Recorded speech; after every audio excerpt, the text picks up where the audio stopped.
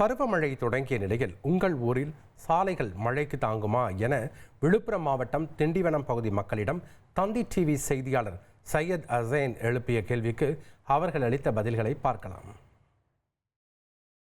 பழைய பேருந்து நிலையத்துக்கு பக்கத்துல பிரிட்ஜ் கட்டியிருக்காங்க. அந்த பிரிட்ஜ் பார்த்தீங்கன்னா வடிகால் கட்ட போகக்கூடிய அந்த பிரிட்ஜ் பார்த்தீங்கன்னு சொன்னா கட்டுறதே டைரக்ஷன் மாத்தி கட்டியிருக்காங்க. தண்ணி இடக்கு முடக்கா போய் மக்களுக்கு இருக்க பகுதியில் போகிற மாதிரி இருக்கு. எந்த இடத்துலயுமே சாலை வசதிகள் அப்படின்னு சொன்னா திண்டிவனம் நகரத்தை பொறுத்தவரையில அடிப்படையில 0 அப்படின்னு தான் சொல்லணும். தரமான சாலையை இங்கே திண்டிவனம் முழுக்க எங்கேயுமே போடல. குறிப்பாக இது காலனி பகுதி இங்கே ஏனோ தானோ போடுறது. அது சம்பந்தமாக நம்ம சொன்னால் கூட நாங்கள் அதிகாரி சொல்கிறாங்க நாங்கள் போட்டு போகிறோங்க, எங்களுக்கு அதுக்கு சம்மந்தம் இல்லை, நீங்கள் போய் அதிகாரி பாருங்க, அங்கே போய் சொன்னால் நாங்கள் சொல்லிட்டோங்கன்றாங்க.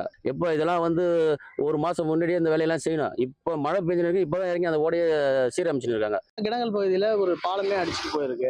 அது தற்காலிக பாலமாக இருந்தாலும் அது கொஞ்சம் தரமாக போட்டிருந்தா ஒரு சிறப்பாக இருந்திருக்கும். அதனால் ஏன்னா இப்போ கொண்டு வர திட்டங்கள் எல்லாமே மக்கள் நலத்துக்காக தான் கொண்டு வராங்க.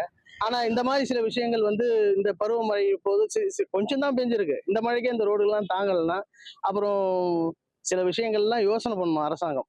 ஏன்னா ரோடோட தன்மை, சாலையை சரியா போடுறாங்களா என்ன இதுன்றத பராமரிப்பு சரியா பண்ணாங்கன்னா இன்னும் நல்லா இருக்கும். பாரதிதாசன் நகர் தொட்டு ஹாஸ்பிட்டல் பின்புறம் இருக்கிற ரோடு வரைக்கும் ரோடு தரமற்ற ரோடா இருக்குது. அங்கங்க பள்ளங்களா இருக்குது.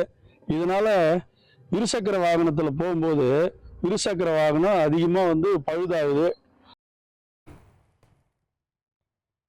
மழைக்காலம் தொடங்கிவிட்ட நிலையில் தங்கள் பகுதிகளில் உள்ள சாலைகள் தாங்குமா என கேட்கப்பட்ட கேள்விக்கு மக்கள் கூறிய பதில்களை நாம் பார்த்தோம். ட்ரெண்ட் ஆக்கிக்கோங்க. தந்தி டிவியின் சப்ஸ்கிரைபர்ஸ் அண்ட் ஃபாலோவர்ஸ் குடும்பத்துல நீங்களும் இணையுங்க.